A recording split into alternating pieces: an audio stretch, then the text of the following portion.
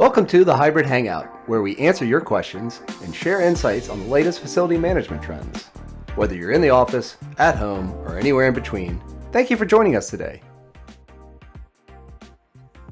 Hello, everyone, and welcome. We are excited to have you join us today for our first podcast of 2024. The Hybrid Hangout has been renewed for a second season.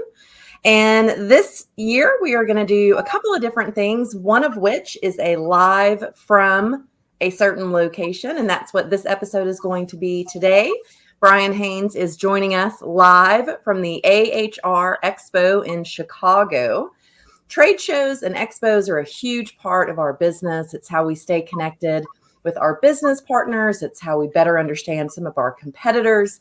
It's how we keep track of some of the emerging trends in our industry and the unique challenges that different clients and prospects are facing. So it's a really key part of what we do in our industry. And I am so excited to hear how it's going in Chicago. This is our first time as FM Systems to attend the AHR Expo. So Brian, start us off. Tell us a little bit about what the AHR Expo is. Well, first of all, Jen, when I was hoping to be on the floor to do this because it's, live from the AHR Expo. And I guess I didn't understand what it's like to be in a space that large with 50,000 people. It's so loud. It's so crowded that using my phone, there's just no way that you would ever understand what I was saying. Really exciting environment. So I came back up to my room to do this. So that's interesting. And so AHR is the largest conference and expo for HVAC or heating, ventilation, and air conditioning and refrigeration, I think, in the world. So there's 50,000 attendees, and it's at the McCormick Convention Center in Chicago, which is an absolutely massive place, and it's filled. As a matter of fact, there's two halls. So I walked the floor doing market analysis with our VP of product this morning, and he was a little bit confused because he didn't see the booth of a certain company. And I said, "Oh, that's in the other half." And he was completely blown away we literally walked for about 2 hours and had only covered half of it. So we're gonna go back down here shortly and do the other half. So really exciting. And a lot of fun. A little overwhelming. It sounds like it. 50,000 people. There's hundreds of presenters, hundreds of panelists and seminars. I know it's a lot to take in. So tell me a little bit, what's different about AHR compared to other shows that we traditionally go to, like IFMA? So this is the first show where all of our staff were in one of Johnson Controls' two booths. They have a 60 by 60 booth, which, first of all, we've never had anything nearly that large. And then their second booth is probably about as big as our typical work booth. What's really interesting is, so I sent a picture, and I will share pictures. Hopefully we can include that in the recording of this. But when I first walked into the booth last night as they were setting up, there was a giant chiller and heat pump sitting there, which was, like as big as my room. And I'm thinking to myself, wow, we're in a different world now, because, FM Systems was almost purely software. We had, some small hardware components like our digital signage and sensors, but this is a whole different world. And it's also the first trade show for FM Systems where I'm wearing this proudly. We're actually wearing Johnson Controls, essentially swag, right? So that we're identifying as Johnson Controls employees, which is really interesting. So that's different, totally different. Yeah, that's a really exciting part of it for sure, is that it is our first big show as a part of the broader Johnson Controls family. So tell me a little bit more about their booths. I know they're featuring their OpenBlue platform, which is really kind of where we fit into the Johnson Controls ecosystem. But tell me a little bit more about what else they have there. What else are they talking about?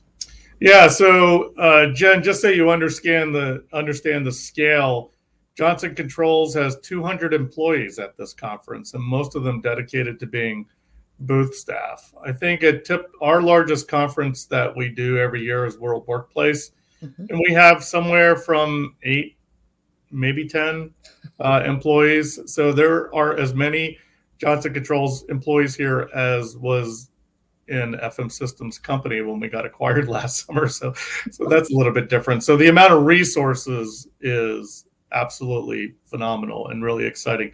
Obviously, the equipment being in the booth, the really large equipment, Johnson Controls is a leader in the manufacture and sale of a lot of the most highest performing building equipment for heating and cooling in the world. So it's really exciting to have that stuff. So we're actually in the 60 by 60 booth.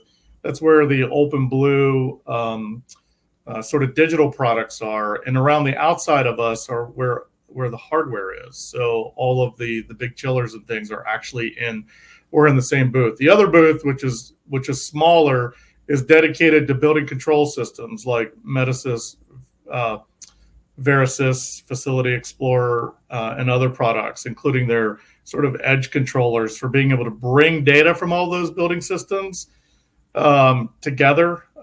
We're really going to be talking about that quite a bit this year because we're going to be having a significant play in that area. So bringing those two together. What's interesting is that FM Systems is in the one booth, but we're really a significant component for bringing both those booths together. So the building control systems into the sort of FMS workplace, if you will, digital world. So really combining the two, and that's going to be a really powerful thing that we explore this year. Really exciting, and we'll obviously be talking about that more as the quarters go. Yeah, that was a perfect segue. My very next question is, where does FM Systems fit in to all of these chillers and building control systems? Talk to me a little bit about the questions you're getting and how you're conveying the unique value that FM Systems is bringing to Johnson Controls. Yeah, so it's interesting, Jen. As I was mentioning earlier, IFMA's World Workplace is the largest conference that we typically participate in. All of our competitors on the software side, the IWMS providers, room and desk booking vendors, analytics vendors, they're there. They're not here. Most of the companies that are here are, all of the largest competitors that Johnson Controls has competing on the global market for, building control systems and the big, rooftop chillers and the heat pumps and air exchangers. They're all here. Not only are they here, but everything that connects them, even, the piping, the electronics, the sensors, all of that stuff is here as well. And it's interesting because, I'm going to be bold when I say this, but I think FM Systems is the bridge for bringing those two communities together. I was talking to a global marketing leader at Johnson Controls this morning about really elevating their presence within our market through IFMA and making sure that, that thought leadership, that opportunity to be able to speak, bringing them into our world, but also bridging that. Because I think bridging it is going to be absolutely game changing. So you've got sort of hardcore building engineers on one side, and on the other side, you've got sort of lifelong facilities professionals. And often they're not communicating very well. Maybe within meetings, they'll be able to say things, but the systems and the way that they look at information is typically done almost as if it's done in an island. So what we're going to be doing is bridging that and taking that really smart building, energy management view of the world, combining it with our views of the world, really looking at optimization of space and assets within facilities. We're going to combine both of those in really ways that the market's not seen before. I'm excited about that as well. Yeah, it is a really exciting development for both FM Systems and Johnson Controls to be able to bring all of that utilization data and activity data to then inform all those different systems. So it is a really exciting new era for us, for sure. What has been the most surprising thing to you at AHR? Wow, 50,000 people is a lot. Turns out. I really thought that, I was going to go down on the floor and it's going to be like, I'll see the half dozen people that I'm working with and we'll have interviews in the booth and we'll be able to do all this. I'll have my phone and I'll talk to Jen. I'm not somebody who shies away from a crowd. I love a crowd of people. I'm not an introvert. I'm an extrovert. I really feed off the energy of people. But this feels like being at a concert, right? It's like we're trying to talk about, chillers at a concert. It just is. It's crazy, and the amount of energy is off the charts. The number of people flowing into the space is phenomenal. Every booth, everywhere is packed. I was walking the floor with our VP of product, Travis, I think I mentioned earlier, and at some points we literally had to wait for people to clear out to get through in the passageways, not just booths, but passageways. So I think that's a little overwhelming, seeing how big the world that Johnson Controls plays in is massive. And we've been talking about some of the most important buildings in the world that are being built, and how we really have a hand in the optimization of those buildings, working really closely with one another, not only from an energy management and sustainability, but a huge part of the conversation is around indoor air quality and employee wellness, and the health of the equipment that really serves those buildings. Anywhere from being able to see how they operate to being able to do things like whenever they experience a fault, having that fault come out of their systems and into ours, so that we can do the dispatch of service tickets to technicians wherever they may be based upon their qualifications. The conversations that we're involved in are just simply bigger conversations. Mm-hmm. And what's really exciting about that is that we're talking about fundamentally changing the way buildings operate globally in a really positive way. Energy and sustainability, employee comfort, all of those kind of coming together in a way that just means that we have a hand in making the workplace environment, the built world, better. And that's fun, right? That's really fun to say that you're involved in that. Definitely. It's so exciting. So beyond the trade show floor and all the booths and the presenters, what else is going on? I know there's seminars and speakers. Yep. Have you had a chance to participate in some of those other activities? Yeah, so there's, learning sessions, new product introductions, innovation awards. There's all of that here.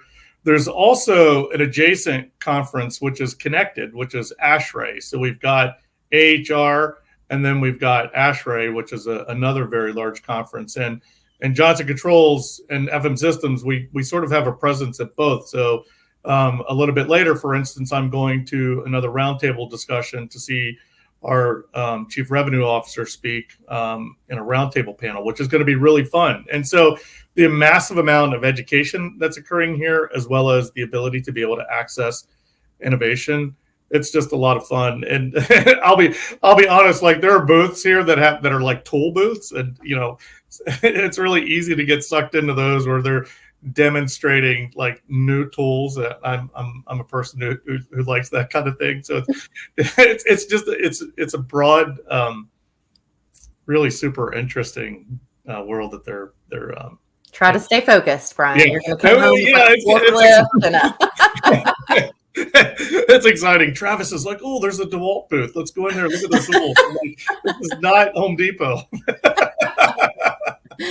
That's awesome. Yeah. So of all the different sort of innovations and new things that you've seen, what has stood out to you as, wow, that is really a game changer. That's something really unique. Yeah. The big focus on connecting these very large, complex pieces of equipment that are really getting efficient. So I love talking to people who have old buildings that have retrofitted those old buildings with old boilers and things, with like super modern heat pumps and chillers that have massively reduced their energy costs, have massively increased the indoor air quality in these buildings, but also are just putting out a much lower carbon footprint. They're using really advanced technologies. They're not using a lot of power.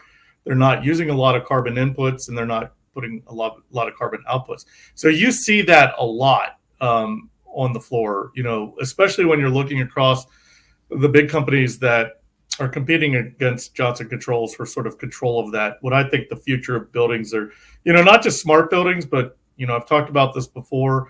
We're starting to see components that are starting to lean a little bit more towards autonomous buildings. There's a lot of conversation around things like artificial intelligence and machine learning as they're applied to sort of optimizing equipment performance. And you see a lot of that. You see a lot of sort of middleware components that are taking these really, what used to be sort of really large complex systems that didn't communicate really well. And they're now getting a voice of their own, right? Like not speaking, but they're getting connected in ways that we can use edge devices to take, information from those systems and communicate it up to the cloud where we can, widely consume it with things like mobile devices or even, your laptop. So that's really, I see a lot of that, a really, really interest. Also, another thing I see, Jen, is a lot of sensor companies here. And that's something that we're trying to dig into. And these sensor companies range from everything from indoor air quality, like in our booth, we're really showing off the AirThings indoor air quality sensors, which are really cool. And it's a partner of ours. And you see a lot of those across the board, but you also see all of these sensor types that, we don't necessarily do a lot with, like sensors that detect power usage or combustibles, like if you're in a dangerous environment and it could detect dangerous gases or particles in the environment that could be dangerous to humans. There's a lot of that going on as well, which is really interesting. So as I see this sort of march towards smarter, more autonomous buildings, I think that goes sort of hand in hand, sort of lockstep with safer buildings all across the board. You see a massive focus on that. So that's really interesting. Yeah, that is really interesting that there is kind of the other side of that sustainability coin that really is about safer and healthier buildings. All those things play in together. And one term that we have used consistently the last couple of years is multi-data point analysis. Yes. Consistently come back to that theme that you need information from all these different data sources. And it sounds like that's really what is happening there, is all these different ways to capture data and aggregate and analyze all these different kinds of data sources. That's what is ultimately driving us towards these smarter, more autonomous buildings. Yeah, interestingly enough, Jen, I see us as being an absolute leader, FM Systems combined with Johnson Controls in that specific area, because I see no one messaging as strongly as we are into that world. Bringing FM Systems into the mix, as I was saying earlier, is really that bridge between what I consider to be more narrow, probably vertically focused views into data, like maybe it's energy data and see a lot of people doing that, or maybe it's building systems data, coming from faults and things like that. Maybe it's air quality data. Most of what I see out there on the floor are companies who are really focusing on one of those specific areas. What we're focusing on, especially at FM Systems, is the bridge, right? The multi-data point analysis, which sounds very nerdy. And what it really means is that we can bring into a single view data from multiple disparate locations and bring them in to help you make smarter decisions about your real estate. One of the ones that I always think about is, we really have utilization down. I don't think there's another company in the market that's as good as measuring space utilization and how occupants interact with facilities. But in the end, utilization is simply a way to look at the effectiveness of all other real estate functions. So if you've got a building that's heavily utilized, and you're looking at, the total cost of ownership and comparing that to a building that has the same operating cost but is really underutilized, one of those buildings is performing better than the other. And it could be maintenance costs, it could be project costs, it could be all sorts of operational costs within the facility. We're able to kind of look into all of those and compare them to work order performance, to maintenance performance, to indoor air quality performance, space occupancy performance. And frankly, that we're just at the beginning of looking at that multi-data point analysis. We're going to carry that out into all kinds of different areas here in the near future, which is going to be really exciting. So I think, uniquely, I still haven't seen anybody out there who's doing everything that we're doing. I just haven't. And that's a very exciting sort of I'm saying that's where we are. Yeah. Yeah, it's exciting. It's exciting. So you are going to be there all day tomorrow as well. Yes. So what is on the agenda for tomorrow? What are you looking forward to? Well, first of all, good sleep tonight, right? Because I got to tell you, after 2 hours, we sat down to lunch and I felt like I'd been walking for 25. Tomorrow is going to be, today is really about seeing who's here, looking at all the new technologies. And tomorrow is really focused on bringing that into our controls with all of our new friends at Johnson, or into our conversations with all of our new friends at Johnson Controls. We've got a whole series of meetings talking about the way this data is going to come together and how we can really start to enable everyone on our teams to really start messaging that out. So we're really looking at those angles. I really think that there's a massive benefit to getting together, on a frequent basis if possible. I think that's one of the things in the fully remote world that we're missing a little bit is sort of that human interaction, that ability to be able to see someone. I ran into someone, multiple people from Johnson Controls, and I said to them, "You're actually 3D. You are really a person. I've only ever seen you on a display like this, and there's tremendous value to that FaceTime." So tomorrow we're going to be taking massive advantage of the FaceTime with our counterparts and spending time sort of strategizing the way forward. Well, wonderful. Well, thank you so much for taking some time out from your 50,000 new friends to come and visit with me. I've been excited to know how it's going. And I look forward to hearing more about it tomorrow and all the ways we're going to use all these exciting ideas going forward. Yeah, and I promise more pictures and video from the floor. I've got a whole bunch of them on my phone. I'll send them to you guys so that you can see. It's pretty cool stuff. I'm excited to see. All right. Well, have a wonderful rest of the day, a great day tomorrow, a good rest tonight, and safe travels home. See ya. Thanks, everyone.